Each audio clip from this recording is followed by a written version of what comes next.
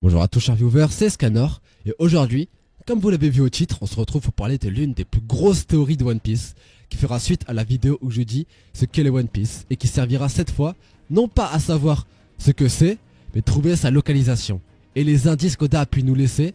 Et je peux vous le dire, vous n'êtes pas prêts. Bon visionnage. Les baleines ont toujours été là, croyez-le ou non, elles sont la clé pour atteindre le trésor lui-même, car comme dit par les rois des mers, les baleines se réjouiront à l'approche de leur roi. Et elles ont toujours été là. Vous ne trouvez pas ça bizarre qu'elles étaient là lors du passage des Mugiwara sur Grand Line et de leur passage dans le Nouveau Monde? À chaque fois qu'ils passent un stade, les baleines étaient là. Mais si vous croyez que c'est le seul endroit, vous vous trompez. Sur Alabasta, à l'entrée du tombeau des rois, qui est censé garder les poneglyphes, dans la cité d'Alubarna, dans le même tombeau qui parle de Pluton, quel signe y a-t-il sur la porte? Des baleines. Qu'est-ce qui est présent sur la première île où Luffy met les pieds? Une baleine.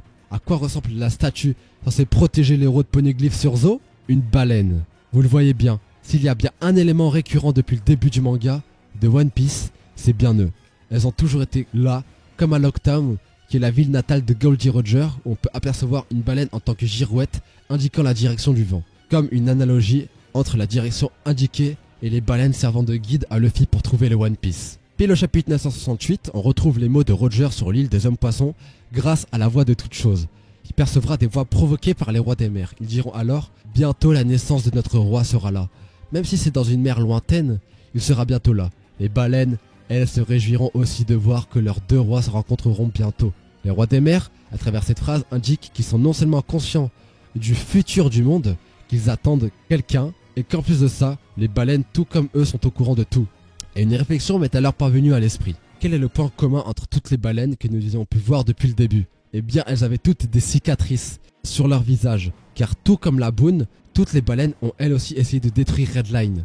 Donc la question se pose, de pourquoi font-elles ça? Eh bien sûrement car tout comme les rois des mers qui doivent faire en sorte que tout arrive comme prévu et d'attendre le moment propice, les baleines, elles, doivent sûrement avoir un rôle en rapport avec la destruction de Redline, unissant ainsi tous les océans. Luffy devant atteindre le Nouveau Monde a croisé sur le chemin un banc de baleines, tout comme elles sont la clé pour atteindre et guider sur Loftel. Le Boram de Binks, lui, doit être la manière pour elles de reconnaître leur roi. Et qu'a fait Brook à ce moment-là? Il chanta la même chanson qui permetta alors aux baleines de guider leur roi vers son futur, et tout comme la Boone, elles n'ont pu faire qu'une chose, chanter et rire. Car oui, le Boram de Binks, lui, n'est qu'une chanson de rire. Retrouvons-nous ensuite sur Tequila Wolf, qui pour moi est un endroit plus qu'intriguant. Il est le seul lieu qu'on peut rallier à Robin et au flashback d'Oden. D'après ce qu'on nous dit dans le manga, l'ordre de construire ce pont date d'il y a 700 ans, donc pile à la fin du siècle oublié. Donc elle a forcément un lien avec Joy Boy ou le gouvernement mondial. Et pourquoi avoir choisi le nom de Tequila Wolf pour ce lieu? Eh bien, j'ai trouvé la réponse en transcrivant le nom en japonais et en mélangeant les lettres. Avec ces mêmes syllabes, on peut obtenir la phrase Road to Loftel. Donc Oda nous dirait-il implicitement que le One Piece a un fort lien avec Tequila Wolf? Mais dans ce cas, il doit aussi forcément avoir un lien avec les baleines pour que la théorie soit valide. Eh bien, vous savez quoi? Je l'ai aussi trouvé. Lors des mini-aventures de Robin, on la voit se cacher des gardes. Son numéro de prisonnière, elle, est 3926. Et si vous regardez ma chaîne, vous la connaissez, le grand amour qui règne entre Oda et les chiffres. Grâce à la numérisation de ce nombre, on peut lire Constellation de la baleine. Pour aller plus profondément dans l'analyse, il faudrait connaître l'emplacement de ce lieu. Et heureusement, Oda nous l'avait déjà révélé pendant le voyage d'Oden. On peut remarquer, Enies Lobby est la seule île ayant un lien avec tout ça. Et pourquoi ça? Car il fait toujours jour. Mais il y a un autre endroit dans One Piece où il fait toujours jour. Et c'est l'intérieur de la Boone.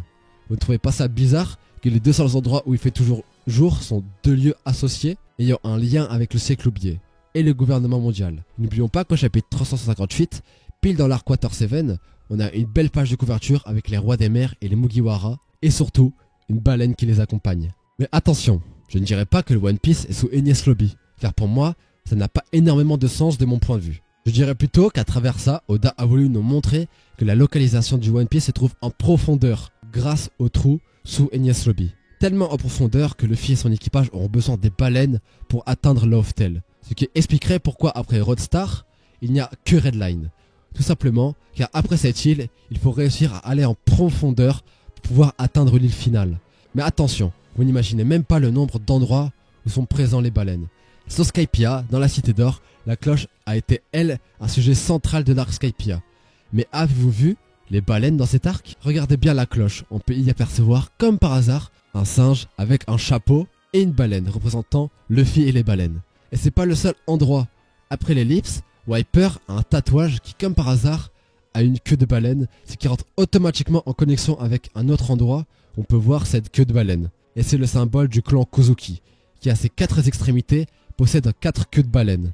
Mais à quoi servirait de lier les Kozuki aux baleines? Tout simplement à aider le lecteur à compléter avec un autre élément, car il est dit dans un couplet, dans le ciel, les oiseaux chantent et dessinent des cercles. La seule fois où on voit les oiseaux et un cercle, c'est bel et bien sur le symbole du clan Kozuki, montrant que Wano, les poneglyphes, Skypiea, Alabasta, Zo et tant d'autres sont liés par un seul et unique symbole, les baleines. Luffy devra alors, dans la finalité de son aventure, traverser Elbaf, trouver un moyen d'atteindre Roadstar et grâce aux baleines, atteindre Loftel, où il deviendra le roi des pirates. Ce titre en main, il se dirigera alors vers Red Line, où se situera Marie-Joise et Marineford, où il livrera son ultime bataille face au gouvernement mondial, suite à la victoire et sûrement aux armes antiques, qui elles posent aussi un lien avec les baleines, détruiront Red Line pour ainsi former All Blue. Vous aimez la théorie? Personnellement, je la trouve très cohérente avec ce qui peut se passer dans l'histoire.